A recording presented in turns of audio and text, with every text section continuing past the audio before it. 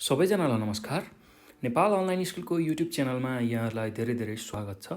कक्षा 11को सामाजिक अध्ययन तथा जीवनोपयोगी शिक्षा भन्ने जुन विषय छ त्यो विषय अन्तर्गत रहेको एकाइ 7मा पर्ने सामाजिक पहिचान, विविधता र वर्ग विभाजन अन्तर्गत रहेको पाठ 2मा पर्ने दलित सवालको बारेमा आज हामी यो भिडियोमा छलफल गर्न गइरहेका छौँ। र दलित सवालमा दलितको अर्थ भनेको के हो, त्यसै गरी दलितका कस्ता खालका समस्याहरू रहेका छन्, अहिले दलितको अवस्थाहरू कस्तो छ, त्यसै गरी दलित सवालमा कस्ता खालका कानुनी व्यवस्थाहरू रहेका छन्, त्यसै गरी कानुनी व्यवस्थाको कार्यान्वयनमा चाहिँ कस्तो खालको अवस्था रहिरहेको छ भन्ने सवालमा चाहिँ हामीले यो भिडियोमा चर्चा गर्नेछौँ। र यो भिडियोलाई तपाईँहरूले अन्तिमसम्म हेर्नुहोला र यसमा चाहिँ हामीले दलितको अर्थ बुझ्छौँ, दलितका समस्याहरू कस्तो छ, दलित सवालको लागि कस्ता खालका कानुनी व्यवस्थाहरू रहेका छन् र त्यो कानुनहरू कसरी चाहिँ कार्यान्वयनमा आइरहेछन् अथवा त्यो कार्यान्वयनको स्थिति के छ कानुनको, त्यो कुरा चाहिँ हामीले यसमा बुझ्दैछौँ। र यो दलित सवाल भन्ने जुन पाठ छ त्यसको चाहिँ मैले सार कुराहरू, मूल कुराहरू चाहिँ सारांशको रूपमा चाहिँ यो भिडियोमा लिएर आएको छु। र सुरुमा अब हामी दलित शब्दको अर्थबाट नै चाहिँ यो भिडियोलाई सुरु गरौँ। र दलित भन्ने बित्तिकै हामीले के कुरा बुझ्छौँ भन्दाखेरि दलित शब्दको अर्थ के हो भन्दा दमन गरिएको वा थिचिएको अर्थात् थिचोमिचोमा परेको जुन समुदाय छ, व्यक्ति छ, त्यसलाई चाहिँ हामी के भन्छौँ भन्दाखेरि दलित भनेर भन्छौँ। जसलाई चाहिँ दमन गरिएको, चाहे त्यो राज्य स्तरबाट होस्, चाहे व्यक्ति स्तरबाट होस् अथवा चाहे समुदायले चाहिँ दमन गरेको होस्, जो चाहिँ व्यक्ति दमनमा परेको छ अथवा थिचिएको छ, थिचोमिचोमा परेको छ, त्यसलाई चाहिँ हामी चाहिँ शाब्दिक रूपमा बुझ्दाखेरि दलित भनेर बुझ्छौँ, है त। अब दलित आयोगले चाहिँ एउटा परिभाषा तयार गरेको छ दलितको लागि। दलित आयोगले कसरी परिभाषा तयार गरेको छ भन्दाखेरि उसको परिभाषा अनुसार चाहिँ दलित भनेको के हो भन्दाखेरि हिन्दू वर्णाश्रम, जुन 4वटा वर्ण चाहिँ व्याख्या भएको छ हिन्दू धर्ममा, ब्राह्मण, क्षेत्री, वैश्य, शूद्र हो। त्यो हिन्दू वर्णाश्रम, त्यसको जात व्यवस्था विक्रम सम्वत 1910 को मुलुकी ऐनबाट पानी नचल्ने र छोइ छिटो हाल्नुपर्ने, अर्थात् कसैलाई छोइहाल्यो भने चाहिँ त्यसलाई चाहिँ शुद्ध बनाउनुको लागि सुनपानी छर्किने हो, त्यस्तो गर्नुपर्ने हो। त्यसै गरी जात जाति हुन् भनी तोकिएको, त्यस्तो खालको छोइ छिटो हाल्नुपर्ने जात जाति हुन् भनी तोकिएको, जातीय भेदभाव एवं समाजमा अछुत मानिएका, जातीय भेदभाव एवं समाजमा अछुत मानिएका र सामाजिक, आर्थिक, राजनीतिक, शैक्षिक तथा धार्मिक रूपमा राज्यको मूल प्रभावबाट पछाडि पारिएका जात जातिको समुदाय चाहिँ दलित समुदाय हो भनेर चाहिँ व्याख्या गरेको छ दलित आयोगले। दलित आयोगले दिएको परिभाषा अनुसार चाहिँ दलित समुदाय त्यस्तो खालको समुदाय हो जो चाहिँ हिन्दू वर्णाश्रम, त्यसको जात व्यवस्था विक्रम सम्वत 1910 को मुलुकी ऐनबाट पानी नचल्ने र छोइ छिटो हाल्नुपर्ने जनजाति हुन् भनी तोकिएको, जातीय भेदभाव एवं समाजमा अछुत मानिएका र सामाजिक, आर्थिक, राजनैतिक, शैक्षिक तथा धार्मिक रूपमा राज्यको मूल प्रभावबाट पछाडि पारिएको जनजातिको समूह अथवा समुदाय भनेर चाहिँ दलित समुदायलाई चाहिँ दलित आयोगले व्याख्या गरेको छ। यो कुरा पनि हामीले याद गर्नुपर्छ यो पाठमा।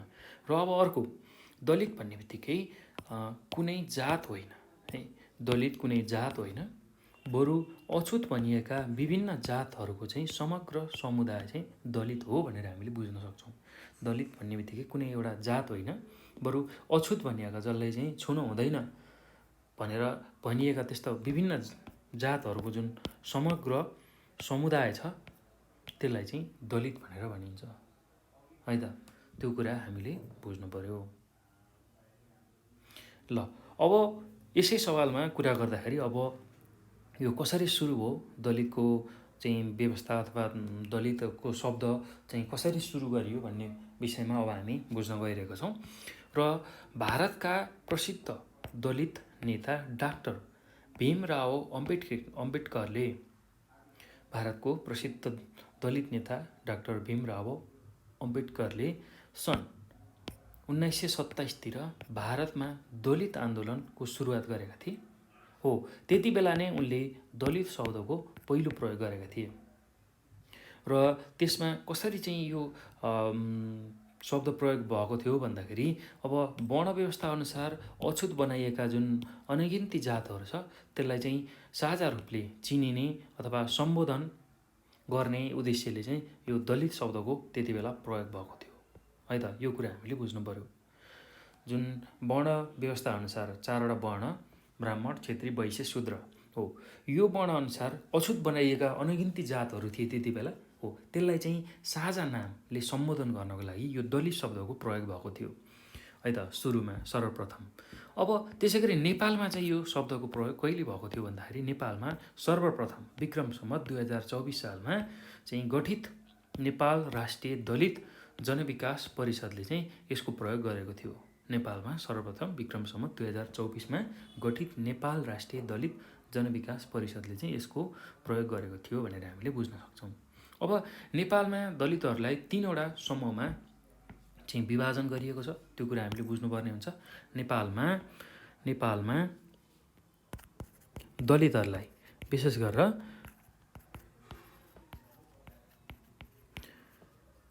लाई 3वटा चाहिँ समूहमा चाहिँ विभाजन गरिएको छ है त। त्यो कुरा हामीले चाहिँ बुझ्नुपर्छ। ल, नेपालमा दलितहरूको 3 समूह, नेपालमा दलितहरूको 3वटा समूह चाहिँ यसरी विभाजन गरिएको छ है त। अब पहिलो समूह के छ भन्दाखेरि पहिलो समूह भनेको पहाडी दलित हो र यो दलितहरूको चाहिँ थर र गोत्र चाहिँ पहाडमा बस्ने क्षेत्री बाहुनहरूसँग मिल्न आउँछ, जसलाई हामी पहाडी दलित भनेर भन्छौँ। त्यो चाहिँ पहिलो समूहमा पर्छ। त्यस्तै दोस्रो समूहमा के पर्छ भन्दाखेरि नेवारी दलित पर्छ र यो नेवारी दलितको प्रचलन चाहिँ कामको आधारमा जयस्थिति मल्लले चाहिँ सुरु गरेका थिए। कामको आधारमा नेवारी दलित को जुन कन्सेप्ट छ त्यसलाई चाहिँ जयस्थिति मल्लले मल्लकालमा चाहिँ सुरु गरेका थिए भनेर हामीले बुझ्न सक्छौँ। त्यसै गरी अब अर्को समूह छ तेस्रो समूहमा चाहिँ के पर्छ भन्दाखेरि मधेसी दलितहरू पर्छन्, मधेसमा रहेको दलितहरू पर्छन् र यो चाहिँ अन्य 2वटा जुन हामीले पहिलो समूह र दोस्रो समूह जुन चाहिँ पहाडी दलित र नेवारी दलितको कुरा गर्यौँ त्योभन्दा यो फरक छ भनेर हामीले बुझ्नुपर्ने हुन्छ। अब यो 3वटा जुन दलित समूह छ त्यसमा चाहिँ तिनीहरू चाहिँ केबाट गुज्रिँदैछन् भन्दाखेरि छुवाछुत, दमन र शोषणबाट गुज्रिँदैछन् है त। यो 3वटा समूह चाहिँ नेपालमा छुवाछुत, अझै पनि दमन र शोषणबाट गुज्रिँदैछन् भनेर हामीले भन्नुपर्ने हुन्छ अथवा बुझ्नुपर्ने हुन्छ है त। अब दलित जुन वर्ग छ तिनीहरू चाहिँ नेपालको लागि चाहिँ सामाजिक र आविष्कारक, सामाजिक इन्जिनियर भनेर भन्न सक्छौँ। समाजमा रहेको इन्जिनियर र आविष्कारक हुन् भनेर हामीले त्यो पनि कुरा भन्न सक्छौँ। नेपालका जुन दलित वर्ग छ त्यो दलित वर्ग चाहिँ सामाजिक इन्जिनियर र आविष्कारक चाहिँ भन्न सक्छौँ। किन भन्दाखेरि उनीहरूले चाहिँ धातु, सौन्दर्य, वस्त्र, सङ्गीत तथा नृत्य, वातावरणको क्षेत्रमा विशेष दखल र कौशलता प्रदान गरेका छन् अथवा त्यस्तो खालको उनीहरूमा भएको कलालाई देखाएका छन्, त्यो विकास गरेका छन् भनेर हामीले भन्न सक्छौँ। जस्तै कि अब धातुका सामानहरू बनाउने, कुटो, कोदालो, हैसिया हो, यस्ता खालका सामान बनाउने काम यही दलित वर्गका मान्छेले गरेका छन्। त्यसै गरी सौन्दर्यका कुराहरू, लुगा पोसाक सिलाउनेदेखि जुत्ता सिलाउनेदेखि सबै कुराहरू यही वर्गका मान्छेले गरेका छन्। त्यसै गरी सङ्गीत र नृत्य जुन छ त्यसमा सबैभन्दा बढी दखल यही दलित समुदायकै रहेको छ। दलित समुदाय अन्तर्गतका व्यक्तिहरूले चाहिँ यस्ता खालका चाहिँ जुन दखल र कौशलता देखाएका छन् र अन्य क्षेत्रमा पनि उनीहरूको विशेष योगदान छ समाजमा र उनीहरूलाई सामाजिक इन्जिनियर र आविष्कारकको रूपमा पनि हामीले लिन्छौँ है त। अब यही दलित जुन वर्ग छ, यही दलित वर्गहरू जो अहिले पनि हाम्रो समाजमा छन् उनीहरूले चाहिँ समुदायमा परम्परागत सिप सिकाइलाई चाहिँ अझै पनि बचाइरहेका छन् है त। र जुन युनिभर्सिटीमा हामीले डिग्रीहरू लिन्छौँ, शिक्षाहरू लिन्छौँ, त्यो कुरा चाहिँ उनीहरूले परम्परागत रूपमै पेसाको रूपमा चाहिँ त्यसलाई अँगालेर चाहिँ दक्षता हासिल गरिरहेका छन्। आफ्नो बाजेले जे काम गर्दै थिए त्यसलाई नै अँगाल्दै चाहिँ परम्परागत जुन पेसा थियो त्यसलाई अँगालेर त्यसमा दक्षता हासिल गरिरहेका छन्, जुनको लागि चाहिँ युनिभर्सिटी अथवा कलेजमा गएर धेरै चाहिँ पैसा खर्च गर्नुपर्छ हो। त्यसलाई चाहिँ आफ्नै घरमा उनीहरूले चाहिँ सिक्दैछन्, त्यसबाट दक्षता हासिल लिँदैछन् पनि भनेर हामीले बुझ्नुपर्ने हुन्छ। अब यो सँगसँगै दलितका केही समस्याहरू पनि रहेका छन् हो, त्यो समस्याको बारेमा हामी चर्चा गर्नेछौँ। दलितका समस्याको बारेमा अब हामी चर्चा गर्दैछौँ।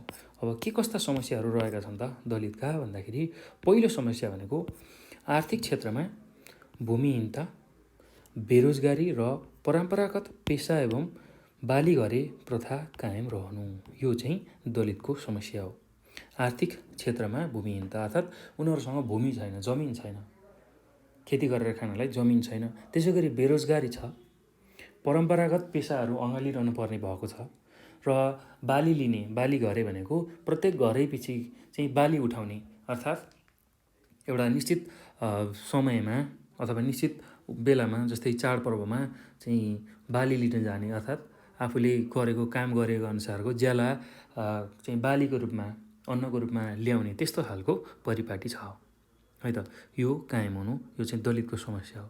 त्यस्तै अर्को भनेको राजनीतिक एवं प्रशासनिक क्षेत्रका नीति निर्माण र नीति कार्यान्वयन गर्ने निकायमा समानुपातिक र सार्थक उपस्थितिको व्यवस्था नहुनु। दलितहरू चाहिँ जुन नीति निर्माण गर्ने जुन राज्यको संयन्त्र छ त्यहाँसम्म पुग्न नसक्नु, त्यहाँसम्म उनीहरूलाई चाहिँ समान रूपमा पुग्ने जुन समानुपातिक उपस्थिति हुनुपर्ने हो त्यो भएको छैन भनेर हामीले बुझ्नु पर्यो। सबैजना चाहिँ त्यो पोस्टसम्म पुग्न सकेको छैनन् दलित समुदायबाट पनि भनेर चाहिँ, अथवा त्यो पोस्टसम्म पुग्न दिएको छैन, त्यो पनि दलितको समस्या अन्तर्गत पर्छ। त्यसै गरी अर्को दलितको समस्या भनेको छुवाछुत तथा भेदभाव हुनु, जातको आधारमा उचो निचो छुन हुने, पानी छुन नहुने हो, यस्तो खालको चाहिँ विभेद हुनु। शिक्षामा पहुँच नहुनु, शिक्षा दलितहरूमा चाहिँ शिक्षा चाहिँ हुनु हुँदैन, बाहुनले मात्र पढ्नुपर्छ भन्ने त्यो खालको चाहिँ मानसिकता हुनु। त्यसै गरी सामाजिक अपमान र सामाजिक अन्याय कायम रहनु, दलितहरूलाई हेला गर्ने, हेलाको दृष्टिले हेरिने हो, यस्तो खालको चाहिँ समस्या कायम रहनु पनि दलितको समस्या अन्तर्गत पर्दछ।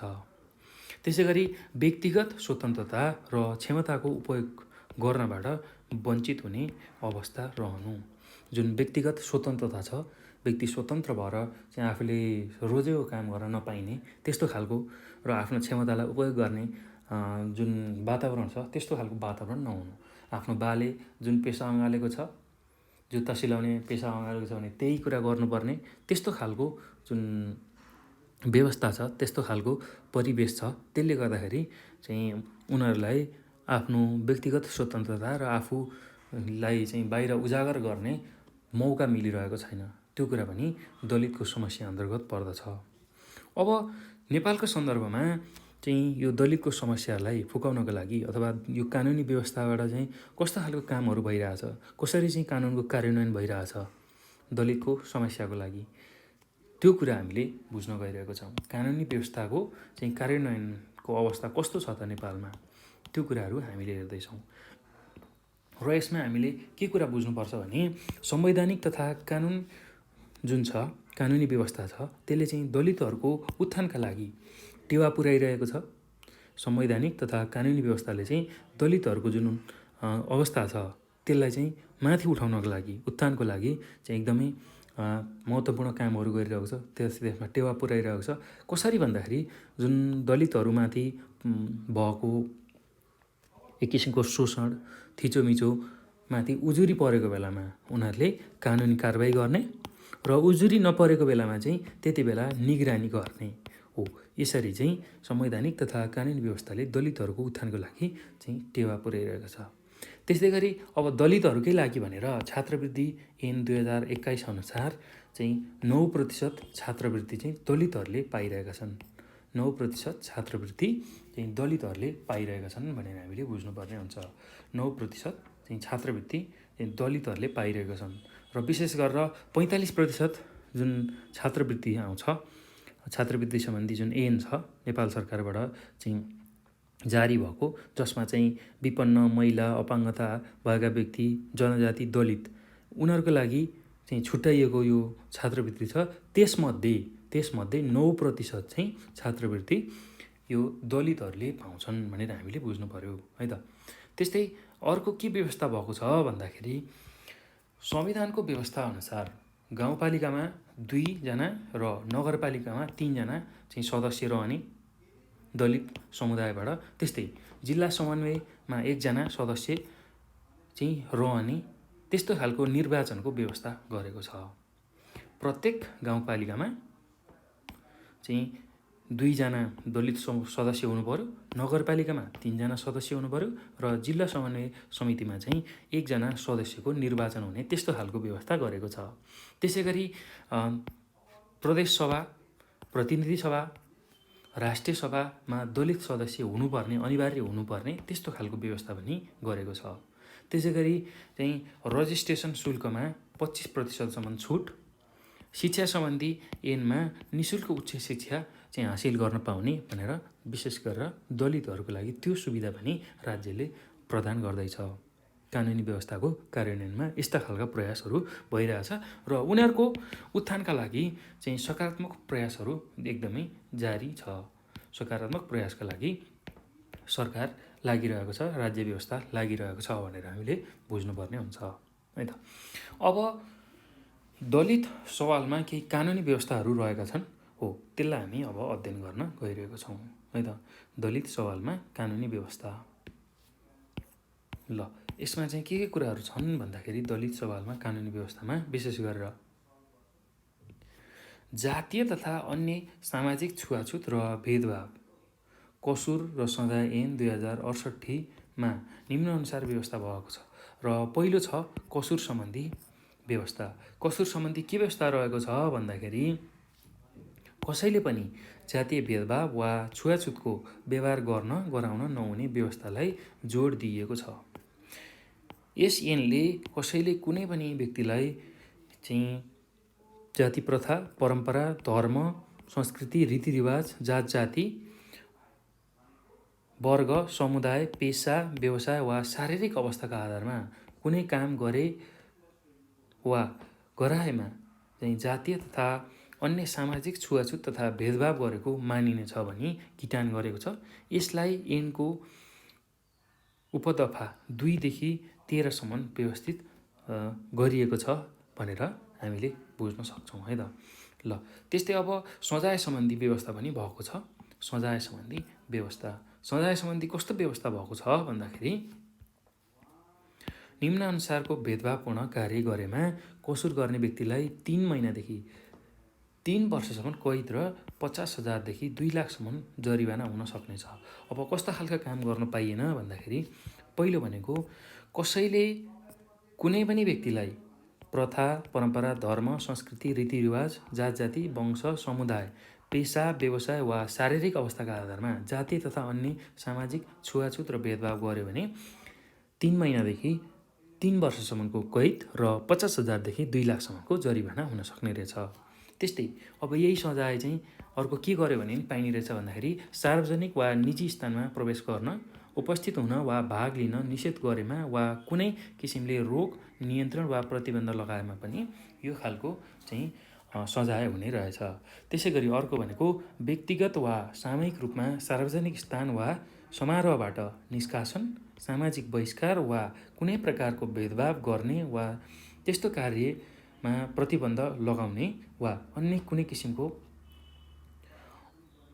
असहिष्णुतापूर्वक व्यवहार गर्ने त्यस्तो खालको प्रदर्शन गर्यो भने पनि यो खालको सजाय हुने रहेछ है त। अब अर्को छ त्यही सजाय चाहिँ के गरे पनि पाइने रहेछ भन्दाखेरि सार्वजनिक सेवाको प्रयोग गर्न वा उपभोग गर्नबाट वञ्चित गरेमा पनि चाहिँ यो सजाय पाइने रहेछ। त्यसै गरी अर्को भनेको सार्वजनिक समारोह आयोजना गर्न वा सार्वजनिक रूपमा आयोजना हुने कुनै कार्य गर्नबाट वञ्चित गरेमा पनि यो सजाय हुने रहेछ। त्यस्तै अर्को भनेको कसैले पनि जातीय छुवाछुत वा भेदभाव हुने कार्य गर्न, कसैलाई भड्काउने, उक्साउने वा त्यस्तो कार्य गर्न, दुरुत्साहन वा हुने कुनै कार्य गरेमा वा त्यस्तो कुनै क्रियाकलापमा जानी सहभागी भएमा पनि यो खालको सजाय हुने रहेछ। त्यसै गरी कुनै पनि पेसा वा व्यवसाय गर्न प्रतिबन्ध वा रोक लगाउने वा कुनै पनि व्यक्तिलाई कुनै पेसा वा व्यवसाय गर्न बाध्य पारेमा पनि यो खालको चाहिँ सजाय हुने रहेछ। त्यस्तै अर्को भनेको कुनै धार्मिक कार्य गर्नबाट वञ्चित गरे वा गराएमा पनि चाहिँ यस्तो खालको सजाय हुने रहेछ भनेर हामीले बुझ्न सक्छौँ। र त्यसमा चाहिँ कसुर गर्ने व्यक्तिलाई 3 महिनादेखि 3 वर्षसम्मको कैद र 50,000देखि 2 लाखसम्मको जरिवाना हुनेछ भनेर हामीले बुझ्नु पर्यो।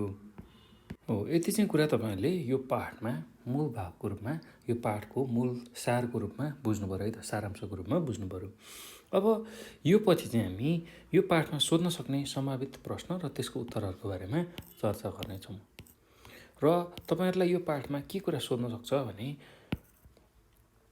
जातीय तथा अन्य सामाजिक छुवाछुत र भेदभाव, जसलाई हामी कसुर र सजाय ऐन 2068 भनेर भन्छौँ, त्योमा दलित सम्बन्धी कसुरमा भएका व्यवस्थाहरू उल्लेख गर्नुहोस् भनेर प्रश्नले सोध्न सक्छ है त।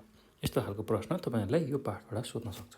अब यसमा चाहिँ हामीले चाहिँ के लेख्न सक्छौँ भन्दाखेरि यसको उत्तरमा विशेष गरेर जातीय तथा अन्य सामाजिक छुवाछुत र भेदभाव कसुर र सजाय ऐन 2068मा दलित सम्बन्धी कसुरमा भएका व्यवस्थाहरू चाहिँ निम्नलिखित छन् भनेर हामीले यसरी सुरु गर्न सक्छौँ। यसको उत्तर यसरी सुरु गर्न सक्छौँ।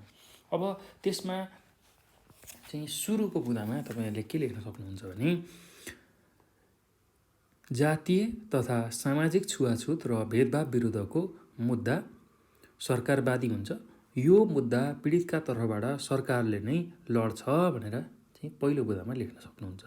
त्यस्तै दोस्रो बुँदामा यदि कोही सार्वजनिक पदमा कार्य गरेको व्यक्तिले यस्तो कसुर गरेमा निजलाई थप 50% सजाय हुन्छ भनेर चाहिँ लेख्न सक्नुहुन्छ। त्यसै गरी अर्को बुँदामा के लेख्न सक्नुहुन्छ भने जातीय भेदभाव गर्ने गराउने व्यक्तिले यस्तो कसुर गर्न सघाउनेलाई पनि आधा सजाय हुन्छ भनेर हामीले लेख्न सक्छौँ। त्यस्तै अर्को बुँदामा यो ऐनले यस्ता कसुर सम्बन्धी कार्यको अनुसन्धान वा हक हितको लागि काम गरेमा यो यस्तो त्यो जुन दलित सम्बन्धी हक हित छ त्यसको खालको कार्यमा बाधा पुर्याउनेलाई चाहिँ अदालतले आधा सजाय चाहिँ तोकेको छ भनेर हामीले चाहिँ लेख्न सक्छौँ। त्यसै गरी यस्तो कसुर गर्नेबाट पीडितलाई अदालतले पीडकबाट क्षतिपूर्ति पनि भराइदिन सक्नेछ। अदालतले जो पीडित व्यक्ति छ त्यसलाई चाहिँ भरपाईको व्यवस्था पनि गरिदिनेछ, जसले चाहिँ उसलाई पीडा दिएको त्यो व्यक्तिबाट है त।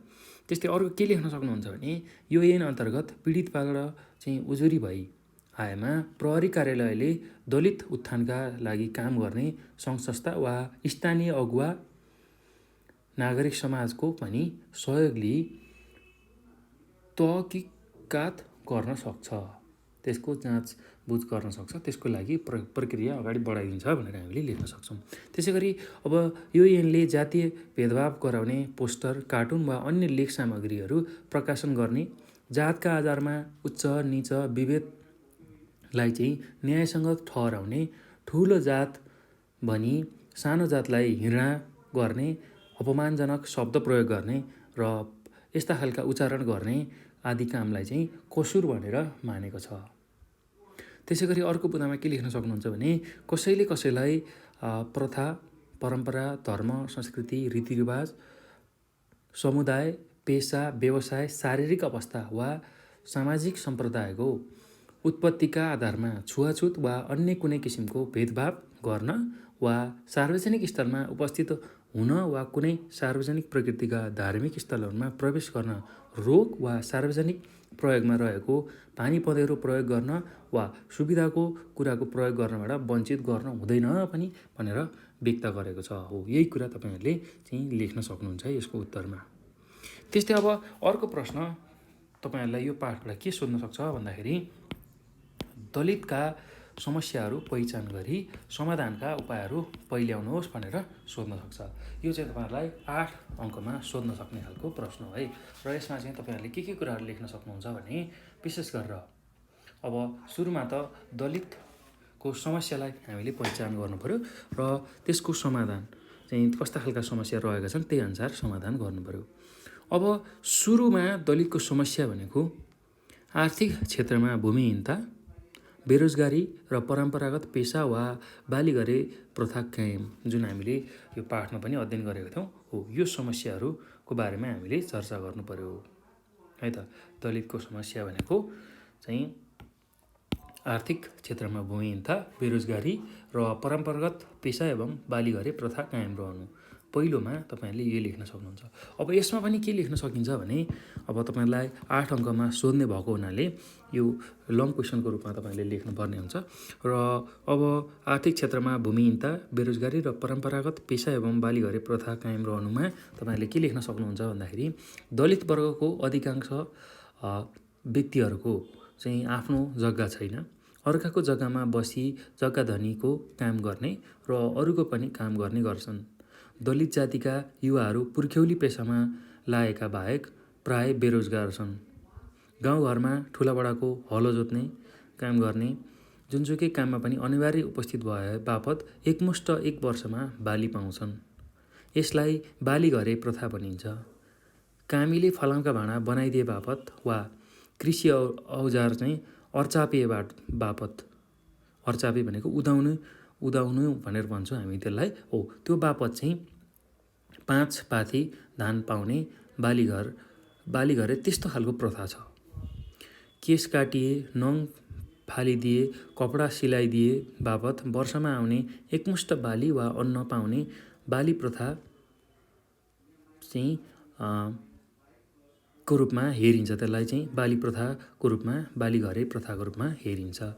कोहीले हरेक उत्पादित अन्न पाउँछन्, कोहीले 1 बालीको मात्र पाउँछन् हो। यसरी चाहिँ बालीघरे प्रथा कायम रहेको छ है त। त्यस्तै अब दोस्रो भनेको दलितको समस्या भनेको राजनीतिक एवं प्रशासनिक क्षेत्रका नीति निर्माण र नीति कार्यान्वयन गर्ने निकायमा समानुपातिक र सार्थक उपस्थितिको व्यवस्था नहुनु। त्यसमा चाहिँ हामीले के लेख्न सकिन्छ भने सरकारी सेवा वा निर्वाचनमा उम्मेदवार वा संवैधानिक आयोगका पदाधिकारीहरू, मन्त्रीहरू, राजपूतहरू, सचिवहरू, त्यसै गरी राजदूतहरू आदि उच्च पदमा जहाँ नीति बनाइन्छ र कार्यान्वयन गराइन्छ त्यस्ता पदमा दलितहरूको सङ्ख्या एकदमै धेरै कम छ। त्यसका लागि कानुनी रूपमा चाहिँ सहभागिताको व्यवस्था रहेको छैन। यो पनि दलितको समस्या हो। सरकारी सेवा, त्यसै गरी निर्वाचनको उम्मेदवार भर्ने ठाउँ, संवैधानिक आयोगको ठुल्ठुला पदाधिकारीहरू रहेको ठाउँ अथवा पद, मन्त्रीहरू, त्यसै गरी राजदूतहरू, सचिवहरू आदि उच्च पदमा जहाँ नीति बनाइन्छ र कार्यान्वयन गराइन्छ हो त्यस्तो पदमा चाहिँ दलितहरूको सङ्ख्या धेरै कम छ। त्यसका लागि कानुनी रूपमा सहभागिताको चाहिँ व्यवस्था रहेको छैन भनेर हामीले लेख्न सक्छौँ। त्यस्तै अब अर्को दलितको समस्या भनेको छुवाछुत तथा भेदभाव हुनु, शिक्षामा पहुँच नहुनु, सामाजिक अपमान र सामाजिक अन्याय कायम रहनु भनेर हामीले लेख्न सक्छौँ। अब यसमा अझै यसलाई व्याख्या गर्दाखेरि कसरी गर्न सकिन्छ भने समाजमा हालसम्म छुवाछुत र जातीय भेदभावको मानसिकता रहेको छ। बहुसङ्ख्यक दलित गरिब भएकाले आफ्नो बालबालिकालाई पढाउने खर्च छैन। समाजमा ठुला जातका मानिसलाई छोइन्छ कि भनेर टाढैबाट हिँड्नुपर्ने बाध्यता छ। अपहेलना सहनु पर्ने चाहिँ बाध्यता छ। होच्याउँछन्, हेप्छन् दलित भनेर, दलितको हातबाट पानी लिन मान्दैनन्, सामाजिक गतिविधिमा सँगै बस्न मान्दैनन्, कक्षामा लजाउँछन् हो, त्यसै गरी काममा मात्र लगाउँछन् हो। यस्तो खालको चाहिँ दलितको समस्या हो है त। त्यस्तै अब अर्को छ व्यक्तिगत स्वतन्त्रता र क्षमताको उपयोग गर्नबाट वञ्चित हुने अवस्था रहनु। अब यसलाई चाहिँ कसरी व्याख्या गर्न सकिन्छ भने योग्य भए पनि दलितलाई अगाडि बढ्ने अवसर दिइँदैन। दलित अगाडि बढे ठुला जातिले मौका पाउँदैनन् भन्ने विचार ठुला बडामा भएको देखिन्छ। हो, यो कारणले चाहिँ उनीहरूको व्यक्तिगत स्वतन्त्रता र क्षमताको उपयोग उनीहरूले गर्न पाइरहेका छैनन् है त। यो पनि दलितको समस्या हो। अब यस्ता खालका दलितका जुन समस्याहरू छन् त्यसलाई समाधान गर्न के कस्ता उपायहरू अपनाउन सकिन्छ भन्दाखेरि पहिलो उपाय भनेको दलित समुदायका बालबालिकाहरूलाई चाहिँ विद्यालयमा अध्ययन गर्न सहज रूपमा पहुँच पुर्याउनुपर्छ है त। दलित समुदायका जुन बालबालिकाहरू छन् उनीहरूलाई विद्यालयमा पढ्नको लागि सहज पहुँच बनाउनुपर्छ। त्यस्तै दोस्रो भनेको योग्य तथा जेहेन्दार विद्यार्थीलाई विद्यालय तहदेखि नै छात्रवृत्तिको व्यवस्था गर्नुपर्छ। त्यसै गरी अर्को के गर्न सकिन्छ भन्दाखेरि दलितको समस्या समाधान गर्न राजनीतिक तहमा उचित प्रतिनिधिको व्यवस्था गरिनुपर्छ। दोहोरो तेह्रो मारमा परेका दलित व्यक्तिहरूको प्रतिनिधित्व सुनिश्चित गरिनुपर्छ भनेर हामीले लेख्न सक्छौँ। त्यस्तै अर्को बुँदामा के लेख्न सकिन्छ भन्दा शासन सत्तामा साझेदारीको सिद्धान्त अवलम्बन गरी सहभागिता चाहिँ गराउनुपर्छ। सबैजनालाई चाहिँ सहभागी गराउने त्यस्तो खालको चाहिँ व्यवस्था हुनुपर्छ। त्यसै गरी मुलुकको प्रमुख पदहरूमा दलितहरूको प्रतिनिधित्व हुने त्यस्तो खालको व्यवस्था पनि गरिनुपर्छ। यसका साथसाथै दलित जातिको अर्थप्रणाली र आर्थिक स्थितिको सुधारका लागि आर्थिक सहुलियत प्याकेजको व्यवस्था गर्नुपर्छ भनेर हामीले चाहिँ लेख्न सक्छौँ।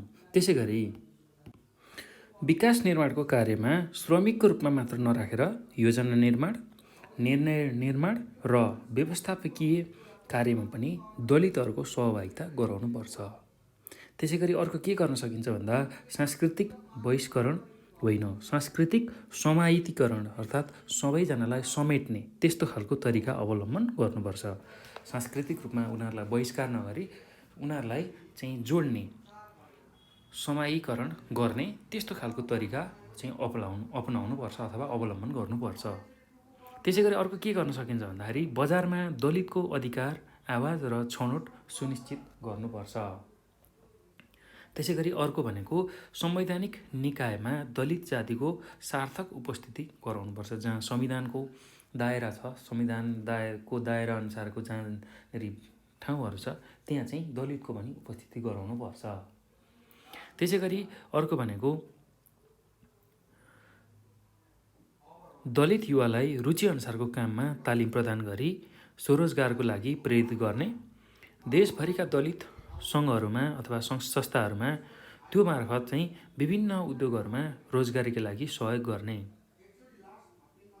त्यसै गरी अर्को भनेको सामाजिक भेदभाव, छुवाछुत, थिचोमिचो र अपहेलना चाहिँ हटाउने हामीले गर्नुपर्छ। त्यो गऱ्यो भने दलितको समस्या समाधान हुन्छ है त। त्यस्तै अर्को के गर्न सकिन्छ भन्दाखेरि राज्यले बनाएको कानुनको प्रभावकारी कार्यान्वयन गर्ने।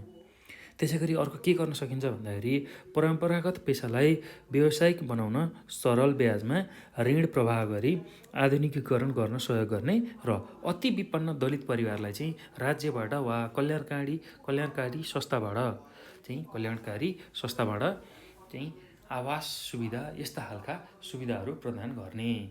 यो गरियो भने दलित समुदायमा रहेको जुन समस्याहरू छ त्यसलाई चाहिँ हामीले समाधान गर्न सक्छौँ है त। यति कुरा चाहिँ तपाईँहरूले यो पाठमा बुझ्नु पर्यो, यसमा लेख्नु पर्यो, यसको उत्तरमा लेख्नु पर्यो। र विशेष गरेर दलित सवालमा दलितको अर्थ बुझ्यौँ, दलितहरूको चाहिँ कस्तो खालको समस्या रहेको रहेछ त्यो कुरा बुझ्यौँ। त्यसै गरी दलित सवालमा कस्तो खालको कानुनी व्यवस्थाहरू रहेको रहेछ र कानुनी व्यवस्थाको कार्यान्वयनको अवस्था नेपालमा कस्तो रहेछ त्यसको बारेमा हामीले यो भिडियोमा छलफल गऱ्यौँ। र साथसाथै यो चाहिँ पाठबाट तपाईँहरूलाई परीक्षामा सोध्न सक्ने खालको सम्भावित प्रश्नहरूको बारेमा पनि छलफल गऱ्यौँ है त। र यो भिडियो हेरिसक्दा तपाईँहरूले धेरै कुराहरू जानिसक्नु भएको छ, बुझिसक्नु भएको छ। यदि केही कुराहरू तपाईँहरूलाई कन्फ्युजन लाग्यो भने तपाईँहरूले हामीलाई 9849595895 यो नम्बरमा चाहिँ हामीलाई कन्ट्याक्ट गर्न सक्नुहुन्छ, कल गर्न सक्नुहुन्छ। साथै यही नम्बरमा हामीलाई भाइबर, वाट्सएप र टेलिग्राममा पनि मेसेज गर्न सक्नुहुन्छ। र आफूलाई लागेको प्रब्लमहरू हामीलाई भन्न सक्नुहुन्छ। साथै नेपाल अनलाइन स्कुलको हाम्रो फेसबुक त्यसै गरी टिकटकलाई पनि तपाईँहरूले फलो गर्न सक्नुहुन्छ र इन्स्टाग्रामलाई पनि फलो गर्न सक्नुहुन्छ। र यो भिडियो हेरिसकेपछि यसलाई चाहिँ सक्दो सेयर गर्नुहोला र चाहिँ यो भिडियो सेयर सँगसँगै लाइक गर्नुहोला, कमेन्ट गर्नुहोला र नेपाल अनलाइन स्कुलको युट्युब च्यानललाई पनि सब्सक्राइब गर्न नभुल्नुहोला। है त, यति भन्दै म यो भिडियोबाट बिदा हुन्छु। तपाईँको समय शुभ रहोस् र यो भिडियो हेर्नुभएकोमा सबैजनालाई धेरै धेरै धन्यवाद।